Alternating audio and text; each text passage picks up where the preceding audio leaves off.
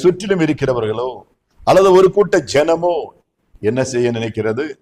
அந்த நன்மைக்கு பதிலாய் தீமை செய்ய பார்க்கிறார், தீமையை நேரிட பார்க்கிறார்கள். பயப்படாதிருங்கள். தைரியத்தோடு நாம் செய்கின்ற நன்மையையும் நாம் செய்கின்ற நாம் காண்பிக்கின்ற அன்பையையும் தொடர்ந்து நாம் காட்டிக்கொண்டே இருப்போம். தேவன் காண்கிறார். என் ஆண்டவர் பார்க்கிற தேவன், அவருக்கு தெரியும் நமக்கு விரோதமாக எழும்புகிற இந்த தீமையான காரியங்களை கர்த்தர் நன்மையாக மாற்றுவார்.